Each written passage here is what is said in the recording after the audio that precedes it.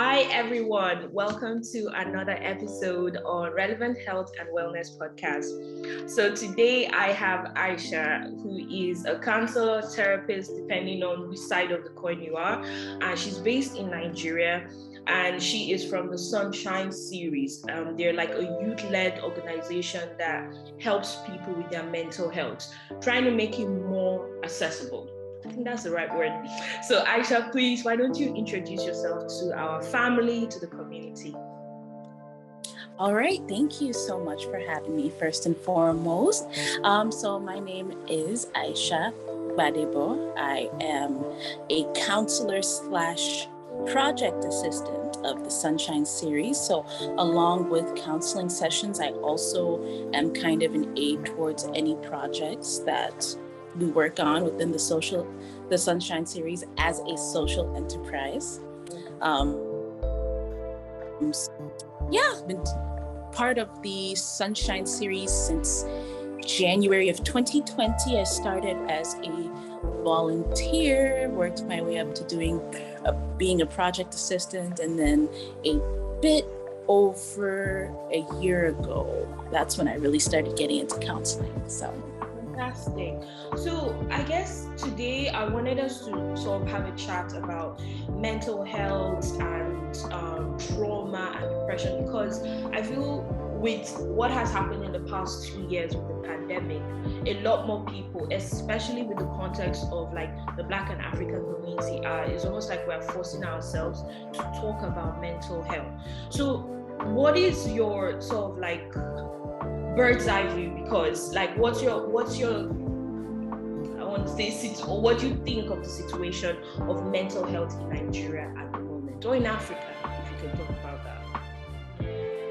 For now, I mean, you have to also keep in mind, I believe people didn't even really start studying psychology in Nigeria until the 80s, which compared to, where psychology actually started is very new. It's not even fairly new. That's like infancy stages. So if you consider that, we're actually doing very well in Nigeria.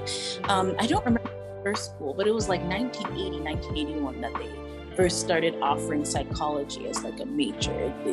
And when you think about that, I mean, that's only about, 40 years ago? So... Yeah. Is very recent compared to like everywhere else. Like if you think about that context, that's so true. Yeah. So, sorry, continue. So I mean, when you put that in perspective, I think that things are moving fast. I mean, in Nigeria, things always kind of move fast, developing fast, all of that.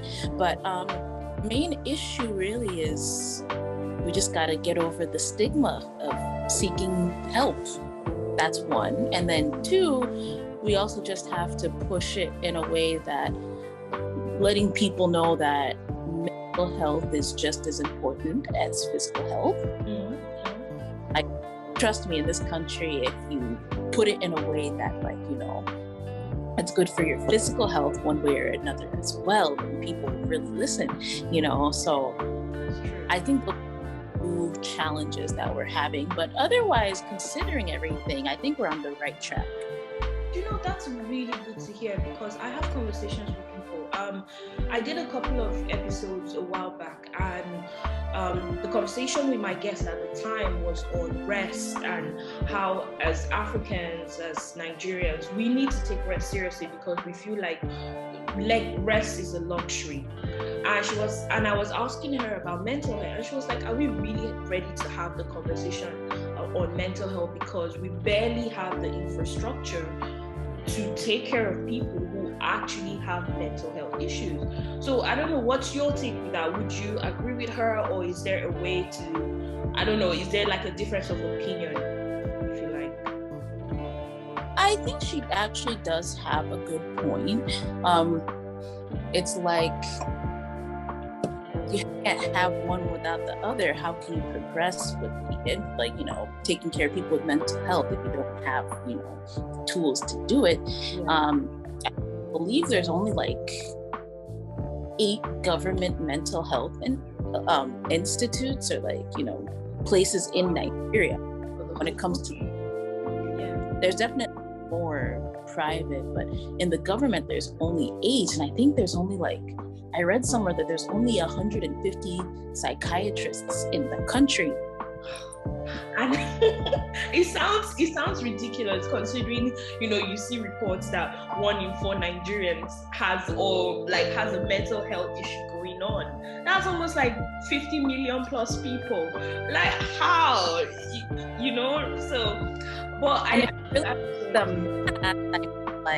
that's how many patients per psychiatrist in the country. So it just is. But do you know what? I'm more for the hopeful, optimistic point of view where, do you know what? There is progress coming, and hopefully, in a couple of years, that number can increase. But I can't be naive here and pretend like there's not a lot of stuff going on in Nigeria and Africa in general when it comes to that. So to sort of stay on the topic of stigma and maybe different topics that you've experienced, what has been your view on people dealing with trauma, people dealing with depression in Nigeria? What is your experience so far? My experience so far, a lot more suicide cases than you would imagine. A lot more suicide attempts than you would think. At some point, that was the main thing that was our issue. You know what I mean? Yeah. And you don't hear the numbers. You hear the occasional one on social media, but that you are actually having proper reports. You don't see that. Interesting. Okay. Suicide. And is there a statistics in terms of the difference between men and women? Is it more men coming to you guys, more women? What are the numbers you're seeing? So, funny enough, when it comes to gender, it's kind of equal from what I've seen. Okay. When it comes to it's kind of equal. Where the shocking thing comes is not really whether it's male or female, but the ages of people that are calling. Okay, please elaborate. Yeah, I think that's where I was shocked in particular, because you would think it's only young people that were calling, but no. You'd be surprised how many middle-aged people actually call. Interesting. Gosh. You'd be that's actually something to think about, because you would think that now, because more of millennials and Gen Zs have access, that they'll be the ones. But to hear that even older, that's definitely interesting, because you feel like our parents' age are closed off. The idea of dealing with your mental health doesn't seem to really kind of land well. But it's interesting to know. And when you have, obviously you're not going to disclose anything, but do people feel like they can even talk about trauma, their past experiences, and what has that looked like to you or for your practice? So for my experience, first and foremost, most people that call are not even aware of most of these terminologies most of the time. They just know that something is wrong. They might not even know it's mental health. They might have just tried everything else, seen that it hasn't really helped them. It now brings them to talking about mental health. You have a lot of people talking about career, where they aren't in their career. And one thing kind of gets a little difficult, in my opinion, is where, there's no sugarcoating it. We all know the state of this country, Yeah. We all. So it gets difficult when they're dealing with stuff and it's their mental health should be, affected. We can't sugarcoat it and say, oh, you just have to keep strong. Things that are happening in this country are crazy. Do you understand? That's so true. Any other country, I'm more than sure that half of the country would be in a mental health institute. No, I read somewhere that Nigerians actually take in more mentally, like they have more mental stress than most other places in like the world. So sincerely speaking, when you now start thinking that it's the norm, right? Don't worry, I'm not like going off a topic. I am moving to No, please, feel free. Feel free. So, leading to what you're talking about, I mean, the problem is Nigerians, considering what the country is going through, they just feel that they're supposed to be able to handle.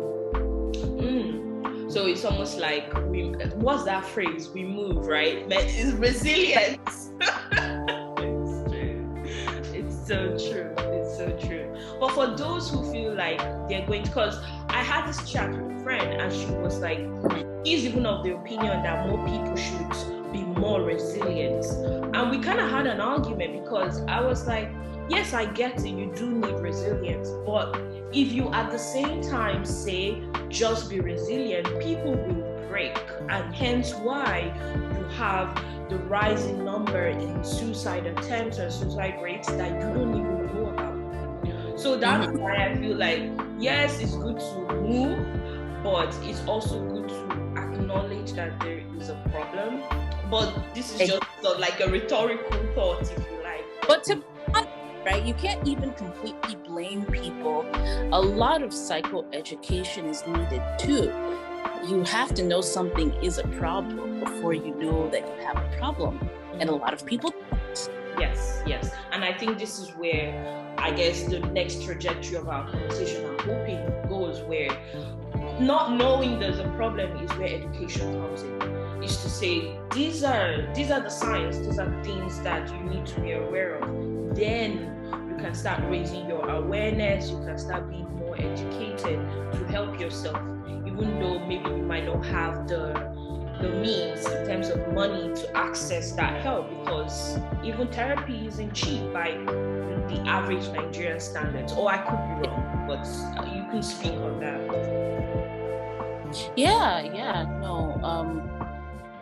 To the average Nigerian, if you're talking about proper therapy, I mean, nowhere in the world can you get therapy for cheap. It's a specialized thing. And anything that's, it's just like healthcare. I mean, even healthcare, you can't really call it cheap per se, you know. It isn't actually. Yeah, that's so true.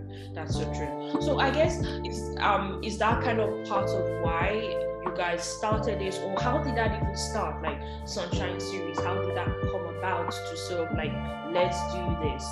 Like, so if you can sort of like share how Sunshine Series started. Okay, sure. I mean, I guess I'll share it from my perspective. This would have probably been a better story to hear from the founder, but just my perspective. So when I came to Nigeria, right, I actually started, because I wasn't born here, I was actually born in the US. So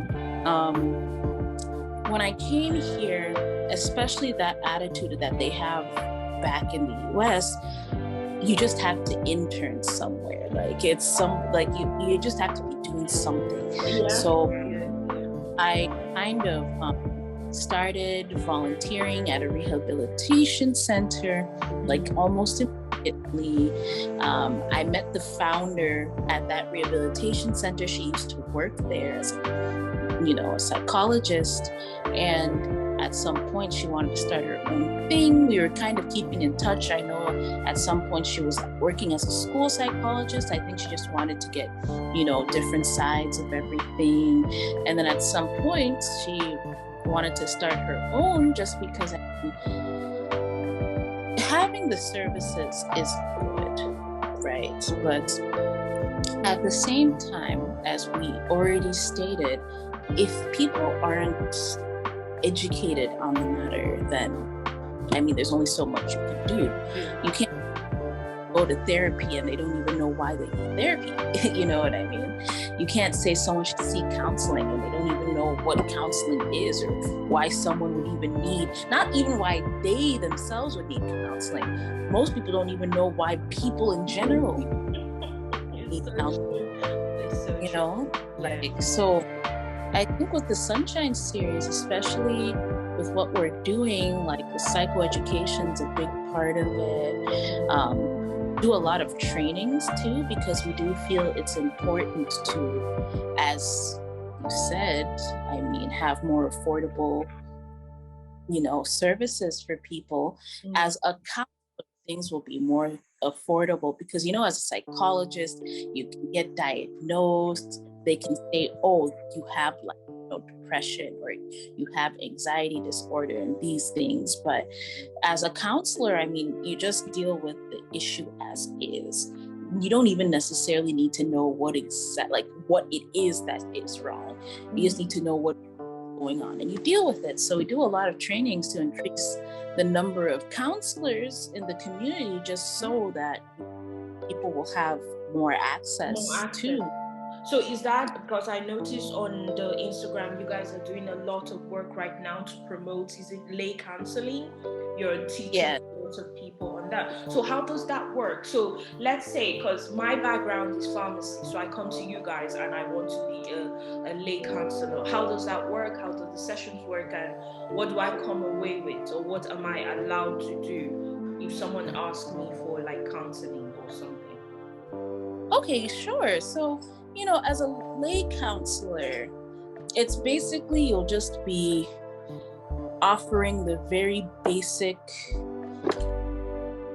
you know, services.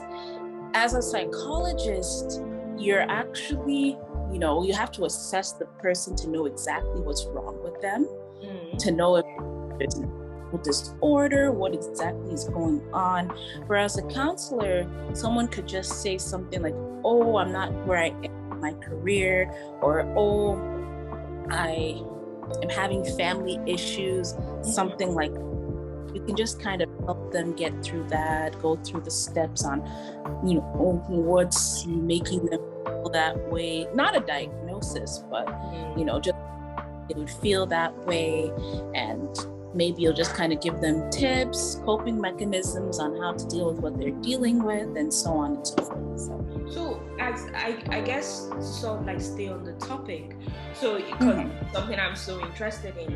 So if I feel maybe intuitively, or is there a way that I will be trained in that where I feel this person, okay, let's say for example, this person comes to me and says, I feel a bit anxious and some stuff has been going on, blah blah blah. So I give them some tips, I kind of help them, but then maybe they come back again and I'm feeling like this is an anxiety disorder. So is there a thing where I can, for me, push him forward to someone like you or someone like the main psychologist in the Sunshine? Is that how it would work, or how does that, like a referral system? Is that, I don't know if that.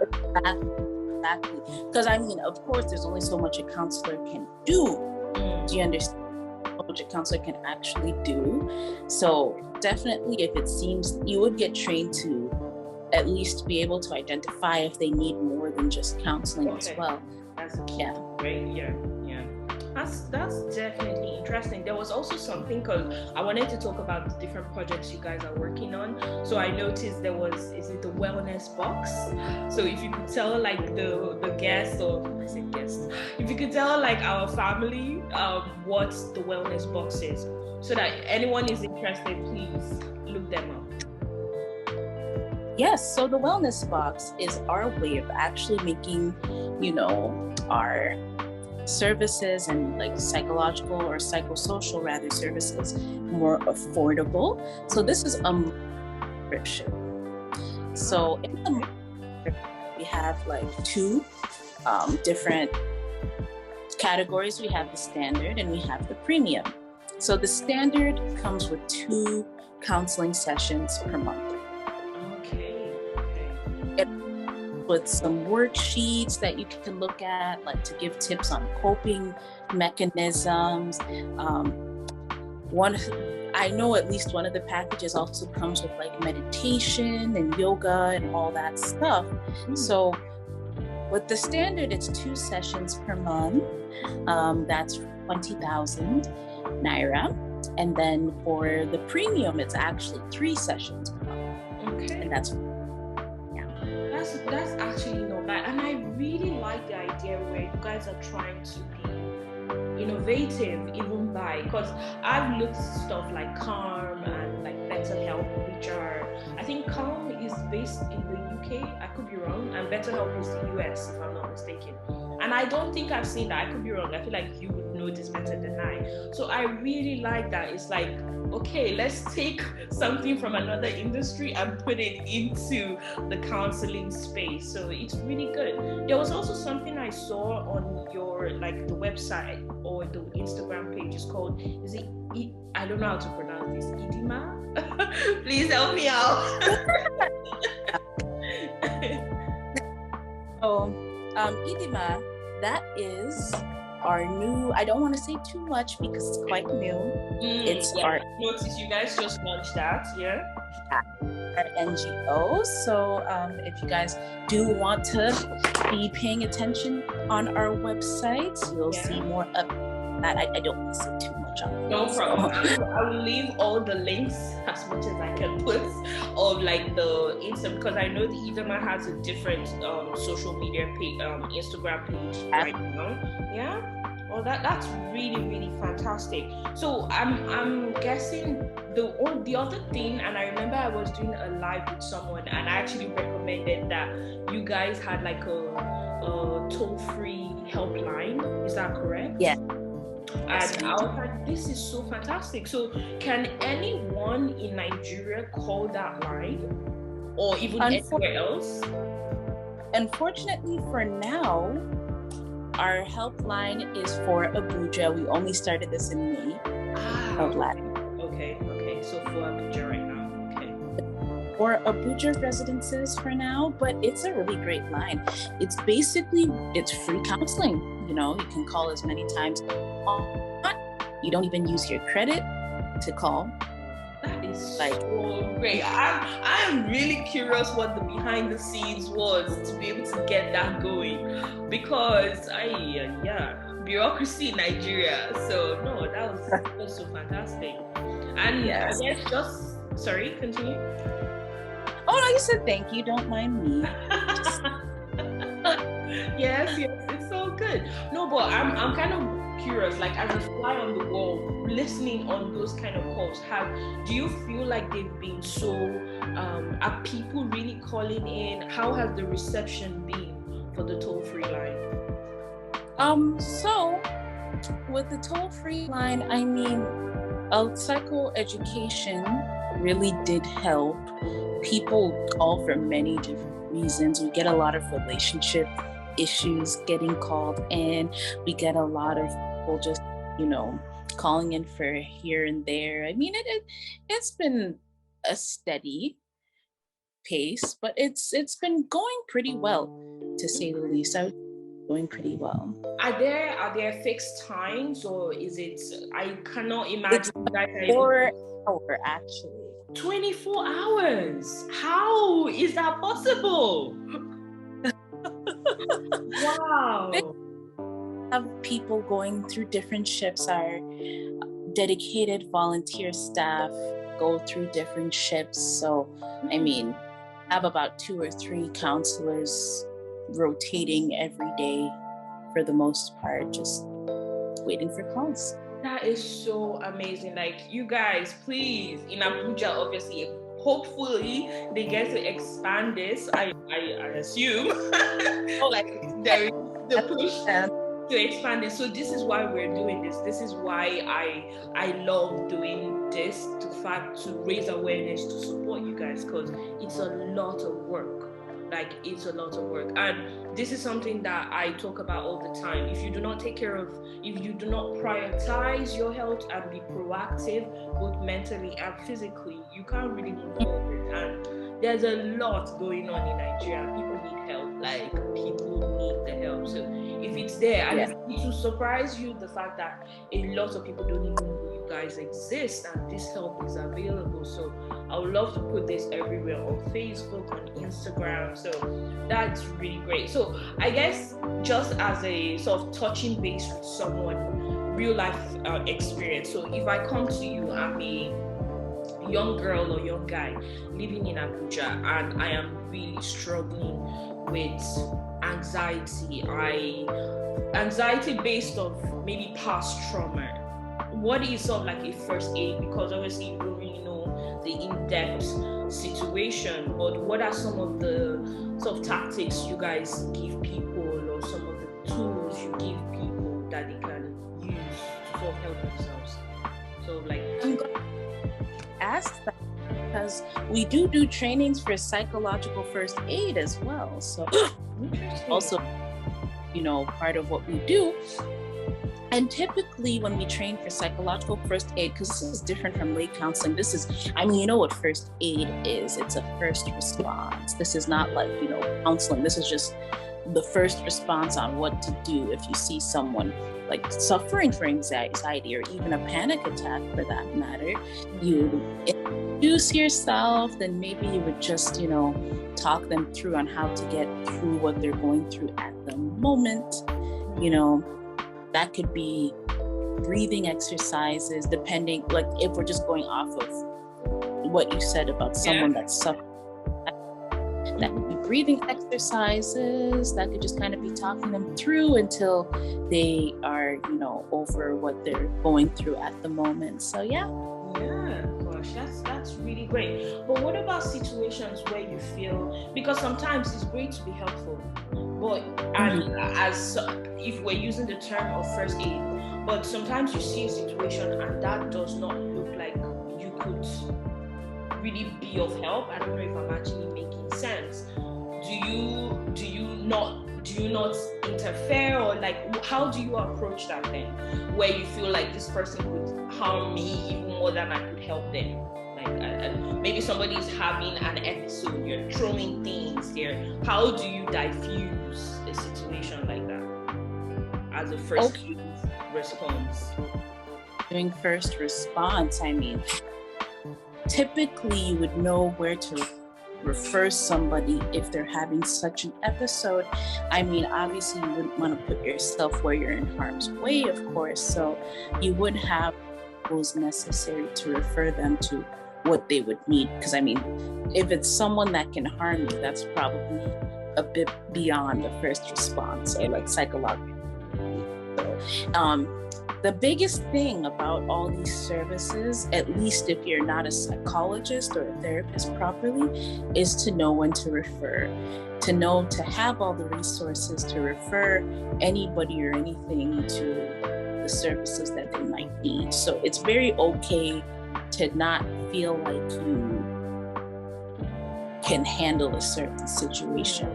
And I think that's a really good point, because people feel like they're helpless to a situation. I, for one, like the live thing we did, and it was so funny. Like we were talking about, I think the topic was men and vulnerability. That I remember that was the topic we did. So I had a guest and we were talking about why Black men are not vulnerable and the state of men's mental health. And I got so many DMs, and I was like, I'm not a therapist. Like, I don't know. Like, people were really sharing some. I think this is why I'm so interested in the topic, because I was like, I wish I could help them, but I felt like I would do more harm than good, because I'm not trained. I don't know what to say. I could share from an experience type thing where we've all experienced things in our life, right? So you could give someone advice based off of that. But I was like, what do I do? Like, this is too much. So I guess this is where being trained as a first aid mental, how would you call it? A first aid mental facilitator? I don't know what the term would be. Okay, well, for someone that does psychological first aid, that's actually a very good question.